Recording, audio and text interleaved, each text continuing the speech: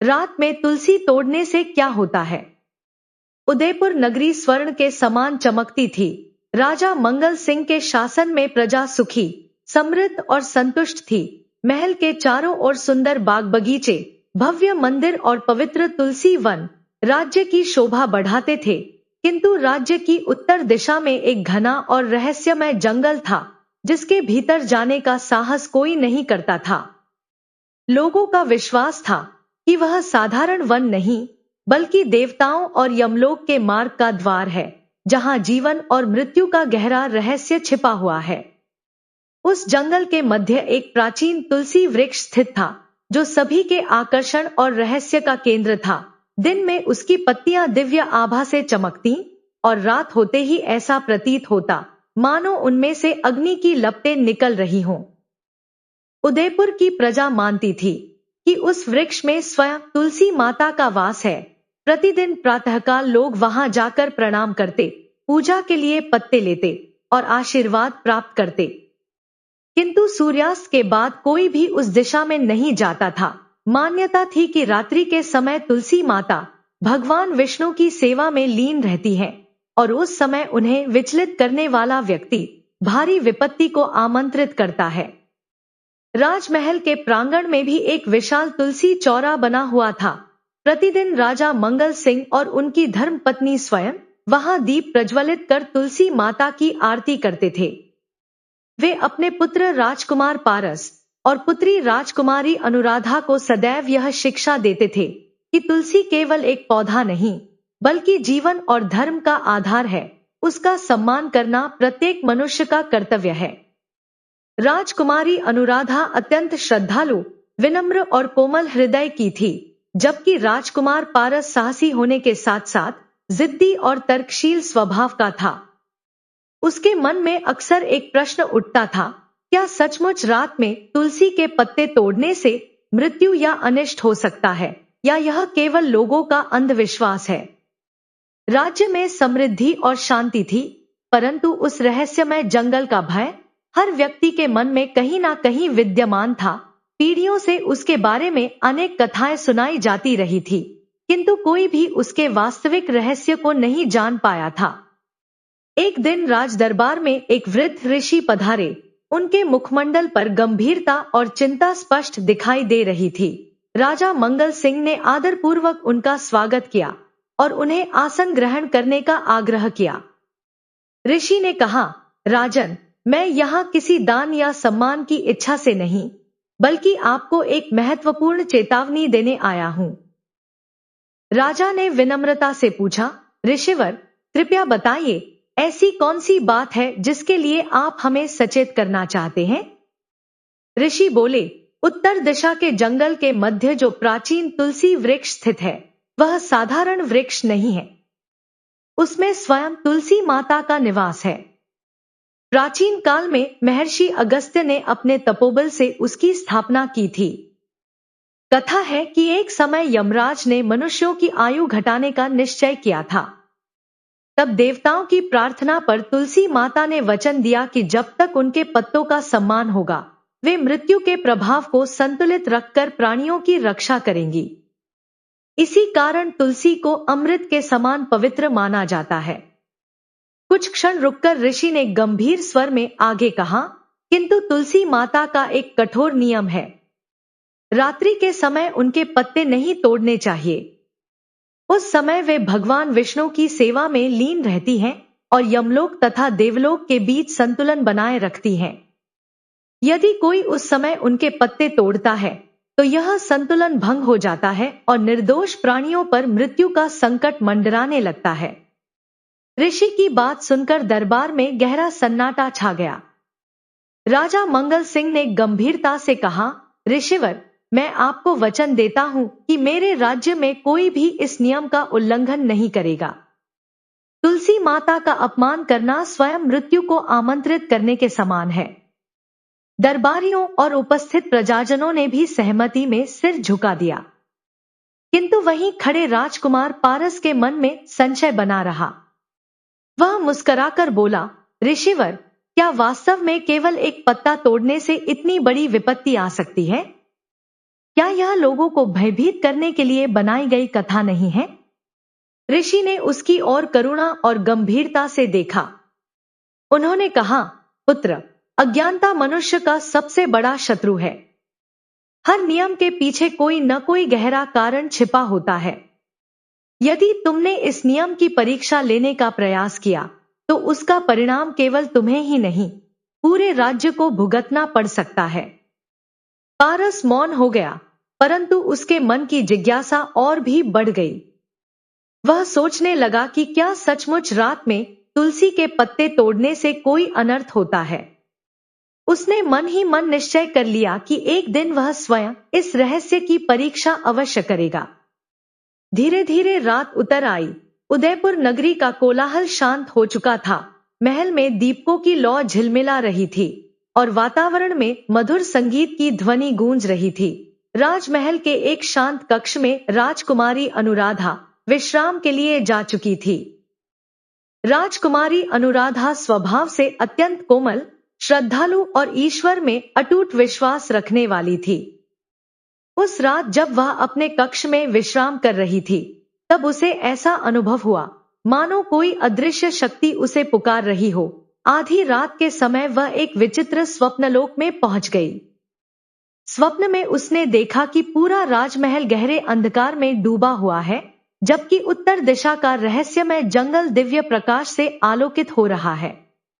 जंगल के मध्य स्थित प्राचीन तुलसी वृक्ष से अद्भुत आभा निकल रही थी। उसकी प्रत्येक पत्ती चंद्रमा की शीतल किरणों की भांति चमक रही थी। अनुराधा आश्चर्य से उस वृक्ष की ओर बढ़ी। जैसे ही वह उसके समीप पहुंची, आकाश से एक अद्भुत पक्षी उतरकर उसके सामने आ खड़ा हुआ। उसके पंख इंद्रधनुष के रंगों से दमक रहे थे और उसकी आंखों में समय की अथाह गहराई दिखाई दे रही थी। पक्षी ने गंभीर स्वर में कहा, हे राजकुमारी अनुराधा, मैं समय का दूत हूं। यह तुलसी वृक्ष केवल एक वृक्ष नहीं, बल्कि जीवन और मृत्यु के संतुलन का आधार है। यह सुनकर अनुराधा श्रद्धा और भय से भर उठी। उसने हाथ जोड़कर पूछा, हे दिव्य दूत, यदि यह वृक्ष इतना पवित्र है, तो इसके पत्ते रात्रि में तोड़ना निषिद्ध क्यों माना गया है? पक्षी ने उत्तर दिया, सूर्यास्त के पश्चात तुलसी माता स्वयं भगवान विष्णु की सेवा में लीन रहती है और यमलोक के द्वार की रक्षा करती है। उस समय यदि कोई उनके पत्ते तोड़ता है, तो सृष्टि का संतुलन भंग हो जाता है और निर्दोष प्राणियों पर मृत्यु का संकट आ जाता है। कुछ क्षण मौन रहने के बाद वह फिर बोला, बहुत शीघ्र तुम्हारे राज्य में यह नियम भंग होने वाला है। उस समय केवल तुम ही वह शक्ति बनोगी जो आने वाली विपत्ति को रोक सकती है। इतने में तुलसी वृक्ष से दिव्य प्रकाश प्रकट हुआ और उसमें एक तेजस्वी स्त्री का स्वरूप दिखाई देने लगा। उनका मुख चंद्रमा के समान शांत, नेत्र कमल के समान सुंदर और शरीर से अलौकिक प्रकाश निकल रहा था। उन्होंने स्नेहपूर्ण स्वर में कहा, पुत्री अनुराधा, मेरी रक्षा करना। रात्रि में कोई मेरे पत्ते न तोड़े। यही धर्म है, यही जीवन की रक्षा का मार्ग है। अनुराधा की आंखें नम हो गई। उसने विनम्रतापूर्वक हाथ जोड़कर कहा, माता, मैं आपके नियमों की रक्षा करने का वचन देती हूं। उसी क्षण आकाश में तेज बिजली चमकी। सम्यदूत ने अपने विशाल पंख फैलाए और कहा, स्मरण रखना, शीघ्र ही पाप और पुण्य की अग्नि तुम्हारे घर की परीक्षा लेने वाली है। अचानक समस्त दृश्य धुंध में विलीन हो गया और राजकुमारी की नींद टूट गई। वह घबराकर उठ बैठी। उसका हृदय तीव्र गति से धड़क रहा था। उसने खिड़की से बाहर देखा तो आश्चर्यचकित रह गई। महल के ऊपर वही रहस्यमय पक्षी चक्कर लगा रहा था, मानो स्वप्न और वास्तविकता एक दूसरे में मिल गए हों। इस घटना ने अनुराधा को भीतर तक विचलित कर दिया। उसे प्रतीत हुआ कि यह कोई साधारण स्वप्न नहीं, बल्कि आने वाले संकट की चेतावनी है। किंतु उसे यह भी भय था कि उसकी बात पर कौन विश्वास करेगा। विशेष रूप से राजकुमार पारस के स्वभाव को देखते हुए उसे आशंका होने लगी कि कहीं वही इस अनिष्ट का कारण न बन जाए। प्रातःकाल होते ही उसने अपने पिता राजा मंगल सिंह को संपूर्ण स्वप्न सुनाया। राजा ने उसकी बात गंभीरता से सुनी और कहा, पुत्री, कई बार स्वप्न मन की कल्पनाएं भी होते हैं, इसलिए भयभीत मत हो।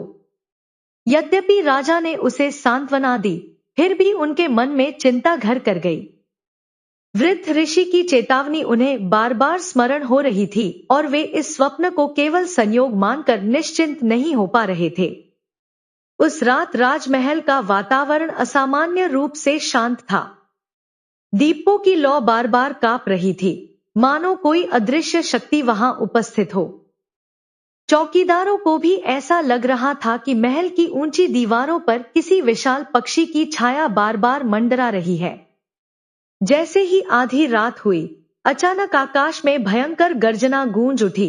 उसकी आवाज इतनी प्रचंड थी कि पूरा नगर चौंक कर जाग गया। घरों में सो रहे बच्चे भय से रोने लगे और लोगों के मन में अज्ञात आशंका का जन्म हो गया। तभी आकाश में एक अद्भुत दृश्य दिखाई दिया। एक विशाल काला पक्षी धीरे धीरे धरती की ओर उतर रहा था। उसके पंख इतने विशाल थे कि उनकी छाया से चांदनी तक ढक गई। उसकी आंखें धधकते अंगारों की भांति चमक रही थी और उसकी चोंच से अग्नि की छोटी छोटी चिंगारियां निकल रही थी। वह पक्षी महल की प्राचीर पर आकर बैठ गया। उसके स्पर्श मात्र से पत्थरों में दरारें पड़ गईं और आसपास जल रहे दीपक एक एक करके बुझ गए। यह दृश्य देखकर नगरवासी भय से कांप उठे। लोग एक दूसरे से पूछने लगे कि यह कौन सी रहस्यमयी शक्ति है। कुछ लोगों को लगा कि यह अवश्य यमलोक का कोई दूत है। तभी उस पक्षी ने अपने विशाल पंख फैलाए और आकाश की ओर मुख उठाकर गंभीर स्वर में कहा, उदयपुर नगरी पर एक बड़ा संकट आने वाला है। कोई ऐसा व्यक्ति नियमों का उल्लंघन करेगा जिसके कारण अनेक निर्दोष प्राणियों पर अकाल मृत्यु का संकट मंडराएगा। उसकी वाणी इतनी प्रचंड थी कि मानो धरती तक कांप उठी। राज दरबार में उपस्थित मंत्री, पुरोहित और सैनिक भयभीत हो गए। किंतु राजा मंगल सिंह ने साहस का परिचय देते हुए ऊंचे स्वर में कहा, हे रहस्यमय पक्षी, अपना परिचय दो। तुम कौन हो और हमारी नगरी को इस प्रकार भयभीत क्यों कर रहे हो? पक्षी ने धीरे धीरे अपनी गर्दन घुमाई और राजा की ओर देखा। उसकी दृष्टि में ऐसा तेज था कि मानो वह मनुष्य के अंतर्मन को पढ़ सकता हो। फिर वह बोला, राजन, मैं समय का दूत हूं। मैं केवल चेतावनी देने आया हूं। इस रहस्य को वही समझ सकता है जिसे इसका संकेत पहले ही प्राप्त हो चुका है। यह सुनते ही राजकुमारी अनुराधा का हृदय कांप उठा। उसे तुरंत अपने स्वप्न की याद आ गई। वह समझ गई कि यह वही दिव्य पक्षी है जिसने उसे आने वाले संकट के बारे में बताया था। पक्षी ने अंतिम बार कहा, स्मरण रखना, यदि किसी ने तुलसी माता की मर्यादा का उल्लंघन किया तो इस राज्य पर मृत्यु की छाया फैल जाएगी। वह समय अब अधिक दूर नहीं है। इतना कहकर उसने एक तीखी और भयावह चीख लगाई। अगले ही क्षण उसका स्वरूप अंधकार में विलीन हो गया, किंतु उसकी आवाज देर तक आकाश में गूंजती रही। उस घटना के बाद पूरे राज्य में भय और चिंता का वातावरण फैल गया। नगरवासी आपस में चर्चा करने लगे कि वह कोई साधारण पक्षी नहीं था। अधिकांश लोगों का विश्वास था कि वह यमलोक से आया हुआ दूत था। ब्राह्मणों और विद्वानों ने भी इसे आने वाले बड़े संकट का संकेत बताया। राजा मंगल सिंह गहन चिंता में डूब गए। दूसरी ओर राजकुमारी अनुराधा का मन भय और श्रद्धा से भरा हुआ था। किंतु राजकुमार पारस अब भी इन घटनाओं को मात्र भ्रम और लोककथा मानकर उपहास कर रहा था। उसे तनिक भी आभास नहीं था कि उसकी यही हठधर्मिता शीघ्र ही पूरे राज्य के लिए संकट का कारण बनने वाली है। स्थिति की गंभीरता को देखते हुए राजा मंगल सिंह ने नगर की एक विशाल सभा बुलाई। सभा में उपस्थित प्रजाजनों को संबोधित करते हुए उन्होंने कहा, तुलसी माता हमारे धर्म, स्वास्थ्य और जीवन की रक्षक है। हम सभी का कर्तव्य है कि उनकी श्रद्धापूर्वक पूजा करें और उनके नियमों का पालन करें। विशेष रूप से कोई भी व्यक्ति रात्रि के समय तुलसी के पत्ते न तोड़े। राजा की आज्ञा सुनकर सभी लोगों ने सहमति व्यक्त की। शीघ्र ही पूरे राज्य में भक्ति और श्रद्धा का वातावरण बन गया। प्रत्येक घर में तुलसी चौरे पर दीपक जलने लगे, धूप अर्पित की जाने लगी और आरती की ध्वनि गूंजने लगी। किंतु इस वातावरण के बीच राजकुमार पारस ने व्यंग्यपूर्ण स्वर में कहा, पिताजी, क्या वास्तव में एक पौधा किसी के जीवन और मृत्यु का कारण बन सकता है? यदि कोई रात्रि में तुलसी की एक पत्ती तोड़ ले, तो क्या सचमुच यमराज उसे लेने आ जाएंगे? उसकी यह बात सुनते ही सभा में सन्नाटा छा गया। पुरोहितों और विद्वानों ने गंभीर स्वर में कहा, राजकुमार, इस विषय का उपहास करना भी अनुचित है। तुलसी माता महान तपस्या और दिव्य शक्ति का प्रतीक है। उनका अपमान राज्य के लिए घातक सिद्ध हो सकता है। किंतु पारस के मन में जिद और भी गहरी होती जा रही थी। उसी समय दरबार में एक वृद्धा अपने छोटे पुत्र को गोद में लेकर पहुंची। बालक अत्यंत गंभीर अवस्था में था।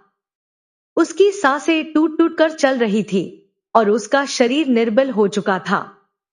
वृद्धा रोते हुए बोली, महाराज, वैद्य ने कहा है कि मेरे पुत्र के प्राण बचाने के लिए तुरंत तुलसी का अर्घ आवश्यक है। लेकिन रात हो चुकी है और हमारे घर की तुलसी में एक भी पत्ती शेष नहीं बची। आसपास के लोग भी रात्रि में तुलसी तोड़ने का साहस नहीं कर रहे हैं। उसकी करुण पुकार सुनकर पूरी सभा स्तब्ध रह गई। राजा मंगल सिंह दुविधा में पड़ गए। एक ओर तुलसी माता की मर्यादा थी और दूसरी ओर एक मासूम बालक का जीवन। तभी राजकुमार पारस अपने स्थान से उठ खड़ा हुआ। उसके चेहरे पर चुनौती का भाव था।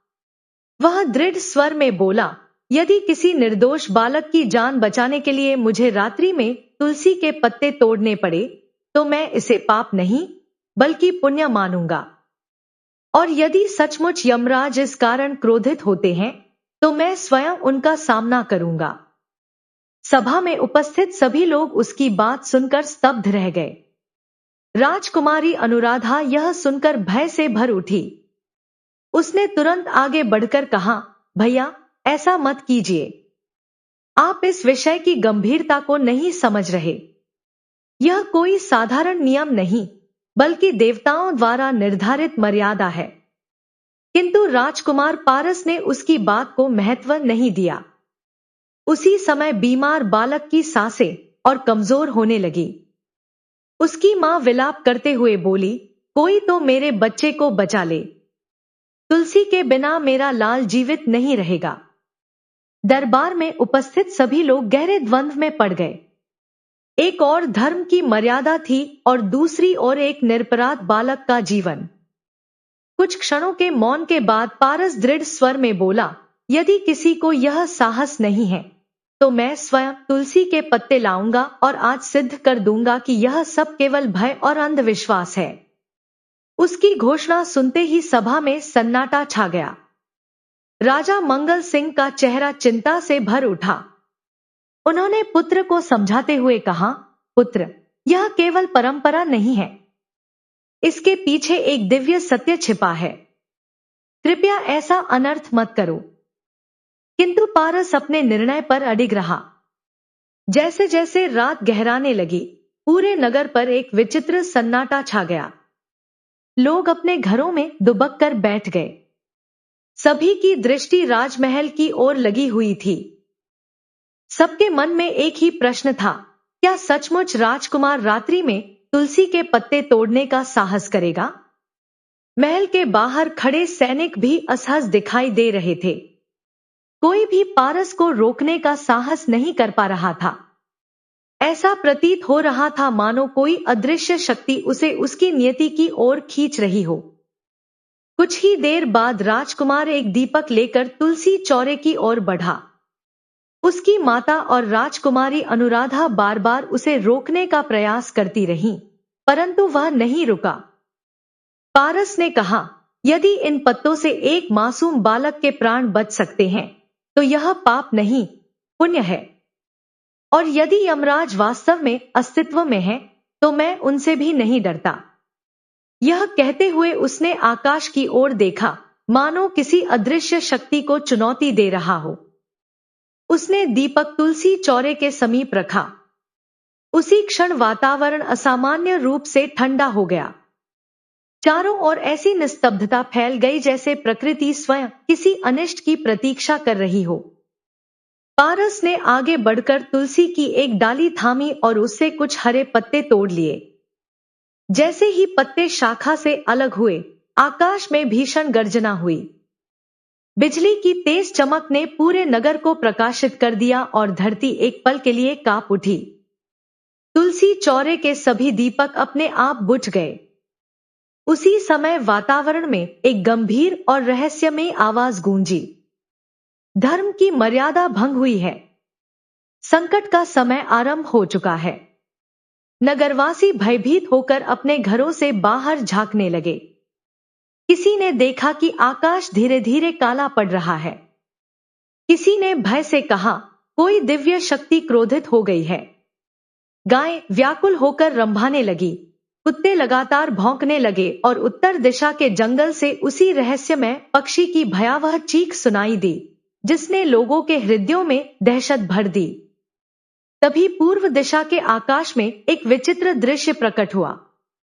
काले बादलों का एक विशाल चक्र बनने लगा, जिसके भीतर से अग्नि के समान तेज प्रकाश निकल रहा था। धीरे धीरे उस प्रकाश से एक दिव्य रथ प्रकट हुआ। रथ पर मृत्यु के अधिपति यमराज विराजमान थे और उनके साथ अनेक यमदूत खड़े थे, जिनके हाथों में फंदे और लौह श्रृंखलाएं थी। यह दृश्य देखकर पूरे नगर की सांसें मानो थम गईं। लोग भूमि पर गिरकर प्रार्थना करने लगे। तभी यमराज का गंभीर स्वर आकाश में गूंजा, राजकुमार पारस, तुमने धर्म और मर्यादा का उल्लंघन किया है। रात्रि में तुलसी के पत्ते तोड़कर तुमने उस नियम को भंग किया है, जिसकी रक्षा स्वयं देव शक्तियां करती हैं। यह सुनकर पारस के मन में भय उत्पन्न हुआ। फिर भी उसने साहस जुटाकर कहा, मैंने कोई स्वार्थपूर्ण कार्य नहीं किया। मैंने तो एक बीमार बालक के प्राण बचाने के लिए यह कदम उठाया है। क्या किसी की सहायता करना भी अपराध है?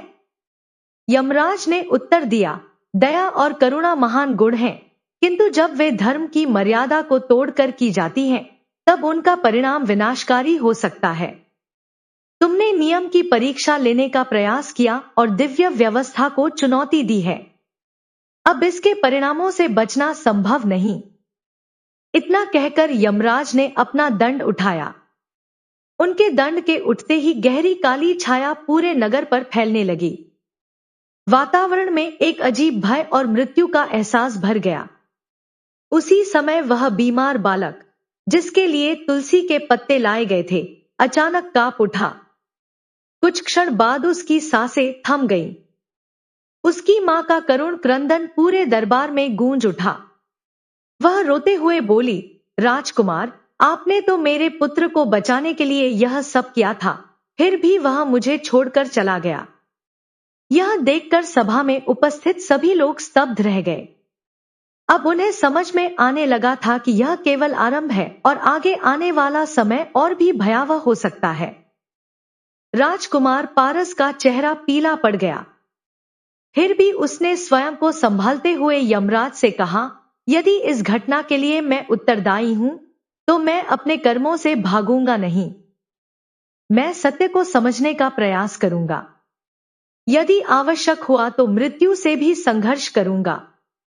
मैं यह सिद्ध करूंगा कि करुणा और धर्म एक दूसरे के विरोधी नहीं है। यमराज ने गंभीर मुस्कान के साथ उसकी ओर देखा और बोले, तो तैयार हो जाओ राजकुमार, तुम्हारे कर्मों का फल तुम्हारा लंबे समय तक पीछा करेगा। तुम्हारी आत्मा कठिन परीक्षाओं से गुजरेगी और इस राज्य पर संकट की छाया तब तक बनी रहेगी, जब तक इस भूल का प्रायश्चित नहीं हो जाता। यमराज के अंतिम शब्दों के साथ ही आकाश भयावह रूप से कांप उठा। अगले ही क्षण उनका दिव्य रथ धुएं की भांति विलीन हो गया।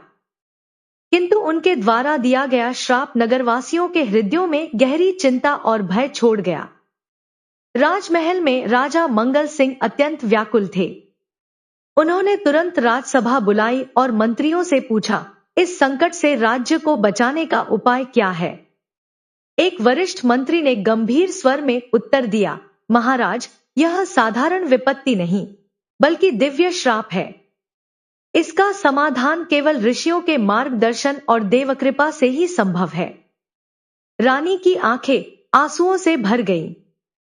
उन्होंने दुखी स्वर में कहा, एक क्षण के हठ ने पूरे राज्य को संकट में डाल दिया है। राजकुमार पारस सभा में मौन खड़ा था।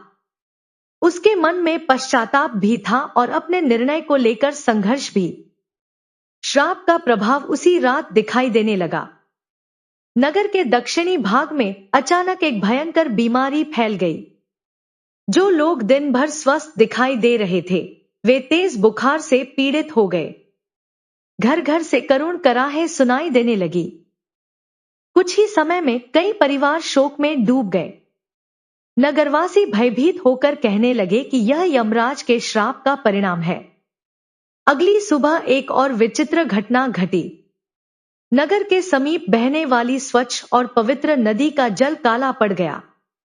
जो नदी वर्षों से जीवन का आधार थी, उसका पानी अब दूषित प्रतीत होने लगा। नदी की सतह पर असंख्य मृत मछलियां तैर रही थी।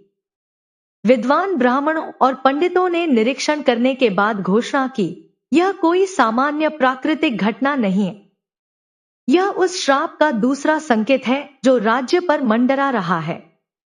कुछ दिनों के भीतर संकट और गहरा गया। राजकीय भंडारों से दुर्गंध आने लगी। संग्रहित अन्न सड़कर काला पड़ गया। भोजन की कमी होने लगी और लोगों के मन में भय के साथ साथ निराशा भी बढ़ने लगी।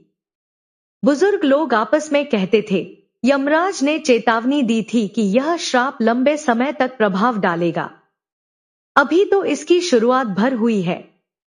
जब पूरे राज्य का धैर्य डगमगाने लगा, तब एक दिन नगर के मुख्य द्वार पर एक तेजस्वी वृद्ध ऋषि प्रकट हुए। उनके शरीर से दिव्य प्रकाश निकल रहा था। उनके आगमन का समाचार मिलते ही नगरवासी उनके चरणों में गिर पड़े और सहायता की प्रार्थना करने लगे। ऋषि ने सबकी व्यथा सुनने के बाद कहा, राजकुमार पारस द्वारा किया गया अपराध साधारण नहीं है। उसका परिणाम पूरे राज्य को भुगतना पड़ रहा है। जब तक वह स्वयं अपने कर्म का प्रायश्चित नहीं करेगा, यह संकट समाप्त नहीं होगा। यह सुनते ही सभा में उपस्थित सभी लोगों की दृष्टि पारस पर टिक गई। राजा मंगल सिंह ने पुत्र की ओर देखते हुए कहा, पुत्र, अब इस राज्य की रक्षा का मार्ग केवल तेरे हाथों में है। यदि तू सच्चे मन से प्रायश्चित करेगा, तो संभव है कि यह श्राप शांत हो जाए। पारस ने गंभीरता से सिर झुकाया। उसकी आंखों में पश्चाताप स्पष्ट दिखाई दे रहा था।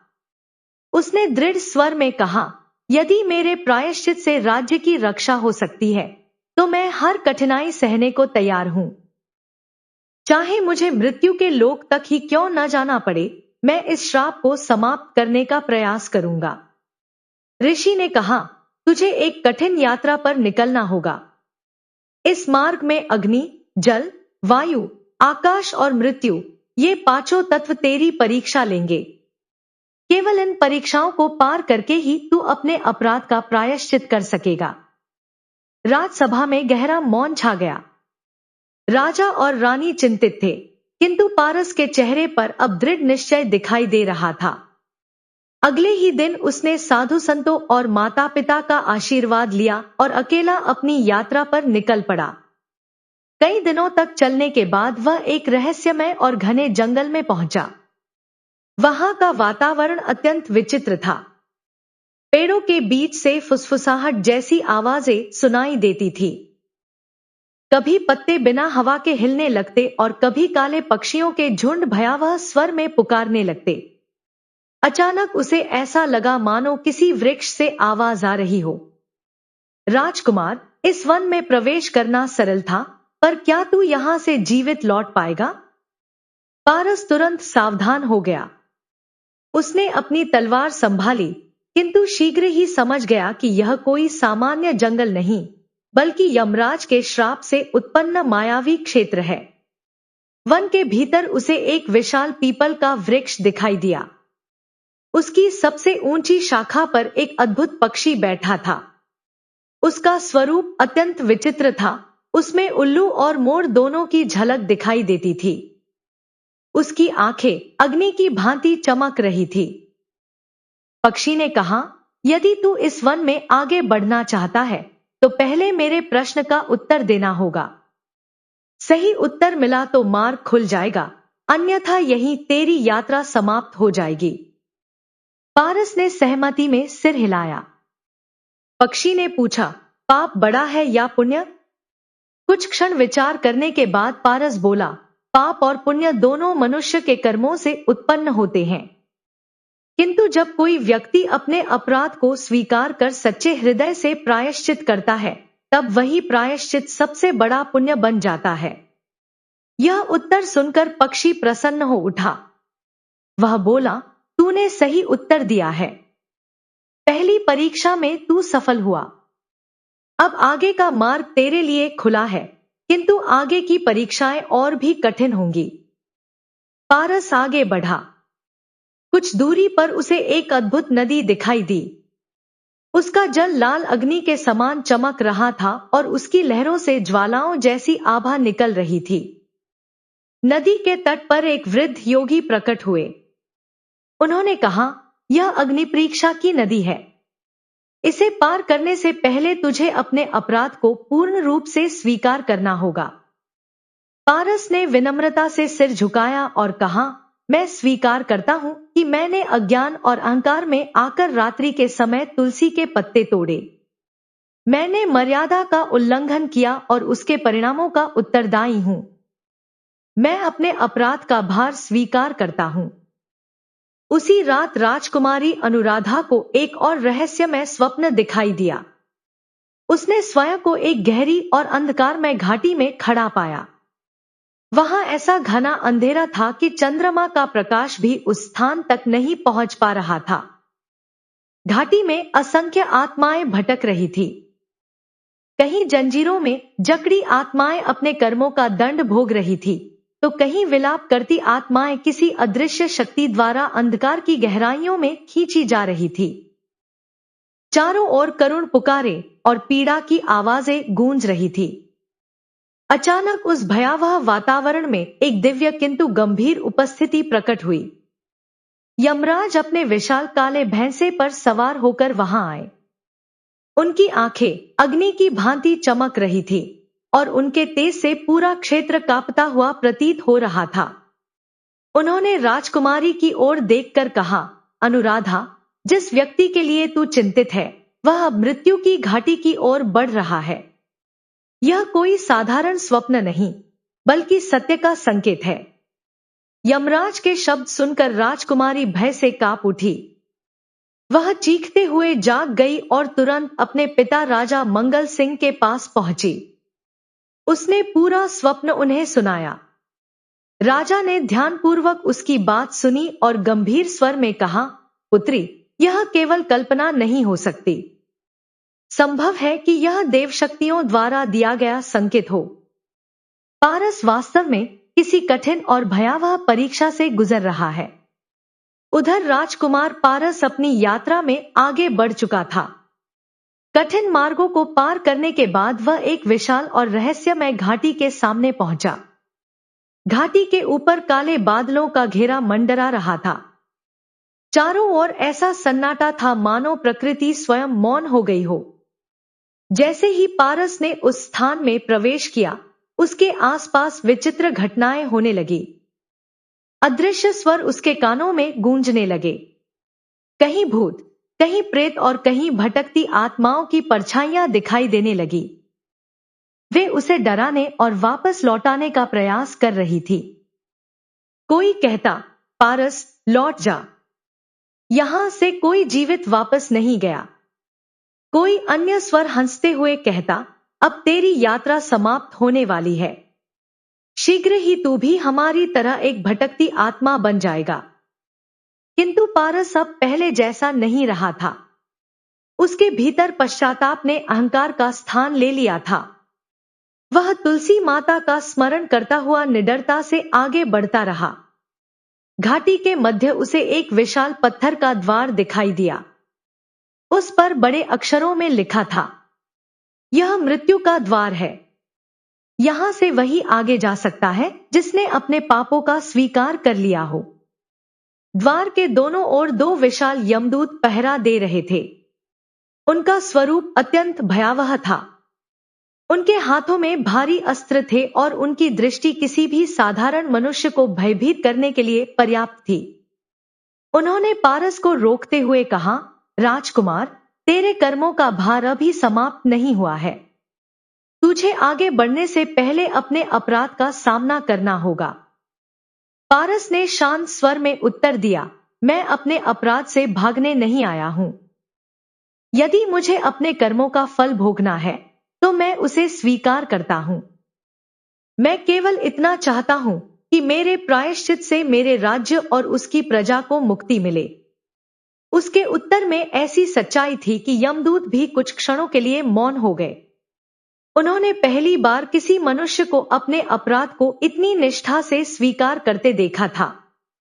अंततः उन्होंने मृत्युद्वार खोल दिया और कहा, जाओ, लेकिन स्मरण रखना, जो इस मार्ग पर आगे बढ़ता है वह लौटकर पहले जैसा नहीं रहता। पारस ने दृढ़ता के साथ द्वार पार किया। द्वार के उस पार एक और भयावह दृश्य उसकी प्रतीक्षा कर रहा था। उसके सामने एक विशाल नदी बह रही थी। उसकी धारा साधारण जल की नहीं थी। उसमें रक्त के समान लाल रंग, विष की कड़वाहट और अग्नि की तपन एक साथ दिखाई दे रही थी। वह वैतरणी नदी थी जिसके विषय में उसने केवल कथाएं सुनी थी। नदी के दूसरे किनारे पर असंख्य आत्माएं विलाप कर रही थी। वे अपने कर्मों पर पश्चाताप करते हुए मुक्ति की प्रार्थना कर रही थी। कुछ आत्माएं बार बार एक ही बात दोहरा रही थी, हमने धर्म की मर्यादा का अनादर किया था। हमने पवित्र नियमों की उपेक्षा की थी। अब हमें शांति प्राप्त नहीं हो रही। उनकी पीड़ा देखकर पारस का हृदय भारी हो गया। उसे अपने कर्म का भार पहले से अधिक महसूस होने लगा। उसे समझ आने लगा कि अज्ञान और अहंकार में किया गया एक निर्णय कितने लोगों के जीवन को प्रभावित कर सकता है। उसी समय राजमहल में थकान और चिंता से व्याकुल राजकुमारी अनुराधा को फिर से नींद आ गई। नींद में उसे एक और अद्भुत स्वप्न दिखाई देने लगा जो उसके भाई की यात्रा से जुड़ा हुआ था। राजकुमारी अनुराधा ने अपने स्वप्न में देखा कि उसका भाई पारस एक गहरी और भयावह घाटी में खड़ा है। चारों ओर अंधकार फैला हुआ था और अनगिनत आत्माएं विलाप कर रही थी। वह बार बार अपने भाई को पुकार रही थी, किंतु उसकी आवाज उस तक पहुंच नहीं पा रही थी। उसी समय उसके सामने एक तेजस्वी वृद्ध ऋषि प्रकट हुए। उन्होंने शांत स्वर में कहा, पुत्री, भय मत करो। जो कुछ तुम देख रही हो वह केवल स्वप्न नहीं बल्कि वास्तविक घटनाओं का प्रतिबिंब है। पारस इस समय पाप और पुण्य के बीच चल रहे एक महान संघर्ष से गुजर रहा है। यदि तुम 7 दिनों तक श्रद्धा और निष्ठा के साथ तुलसी माता की पूजा करोगी तो तुम्हारी भक्ति उसके जीवन की रक्षा कर सकती है। यह सुनकर अनुराधा ने उसी क्षण संकल्प लिया कि वह 7 दिनों तक उपवास रखकर तुलसी माता की आराधना करेगी। अब दोनों भाई बहन की नियति एक दूसरे से जुड़ चुकी थी। एक और पारस मृत्यु के लोक की कठिन परीक्षाओं का सामना कर रहा था, तो दूसरी ओर अनुराधा भक्ति और तपस्या के माध्यम से उसकी रक्षा के लिए प्रार्थना कर रही थी। मानो आकाश स्वयं घोषणा कर रहा हो कि अब यह निर्णय होगा कि पाप अधिक शक्तिशाली है या पुण्य, मृत्यु विजयी होगी या जीवन।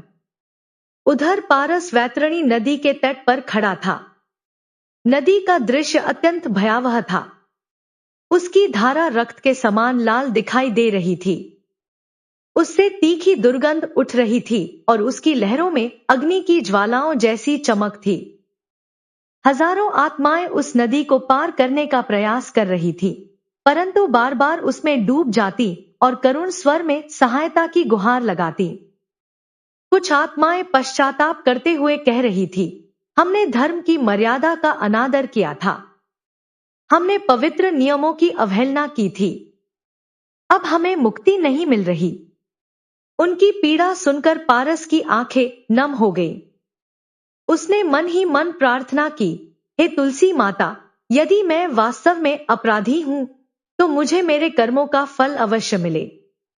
किंतु यदि सच्चे प्रायश्चित से मेरी भूल सुधर सकती है तो मुझे इतनी शक्ति दीजिए कि मैं इस परीक्षा को पार कर सकूं।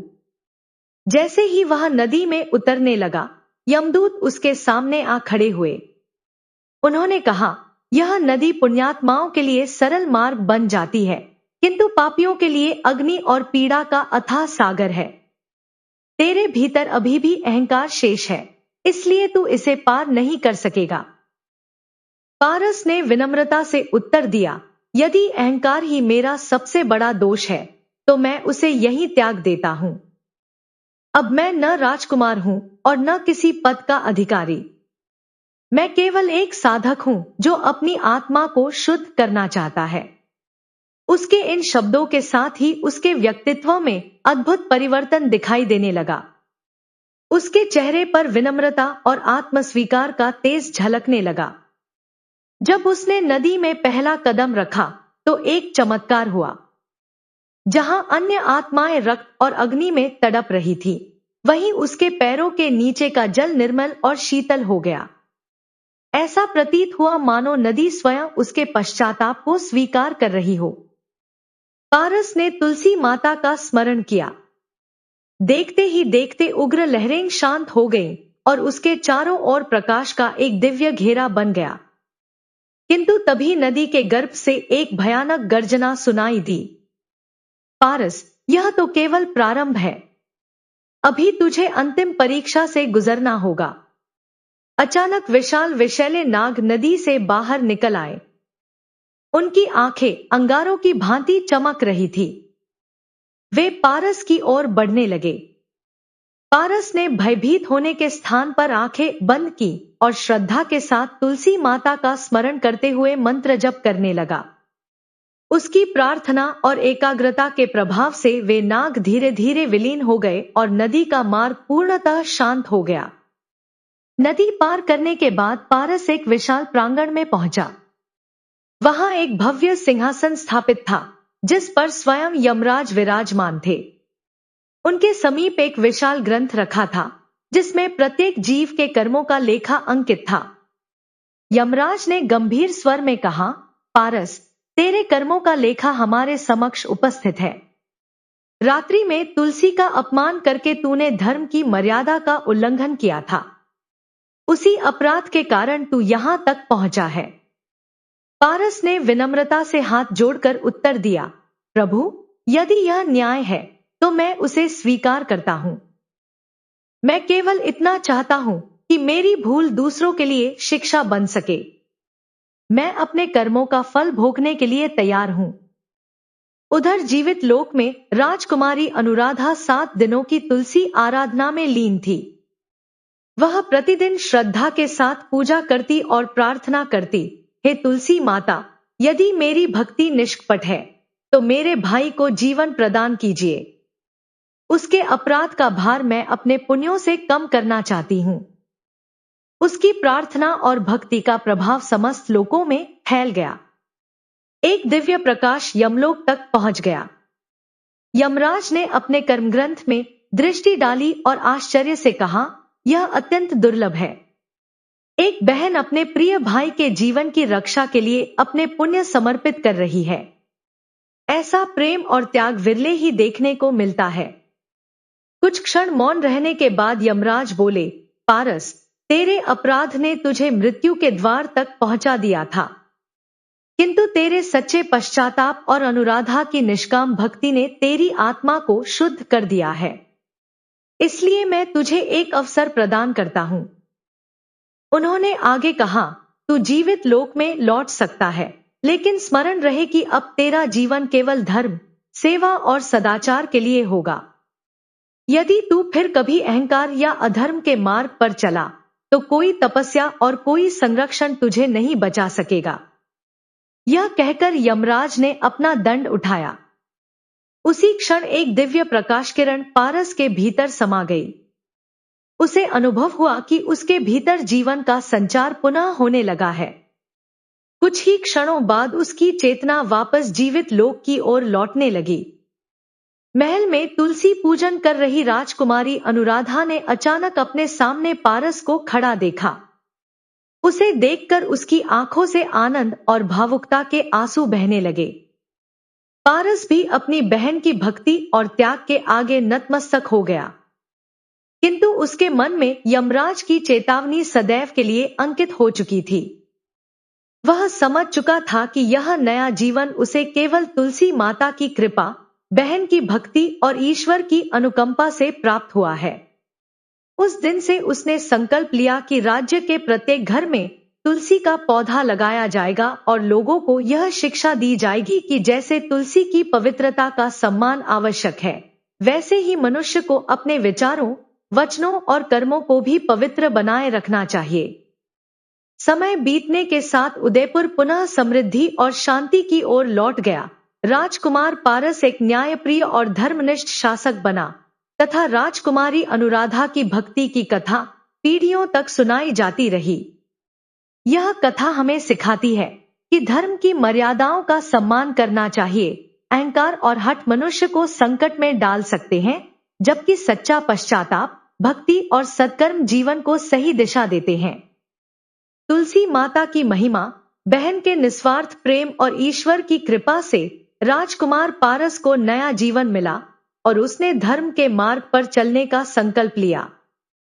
आपको यह कहानी कैसी लगी? कमेंट करके हमें जरूर बताएं।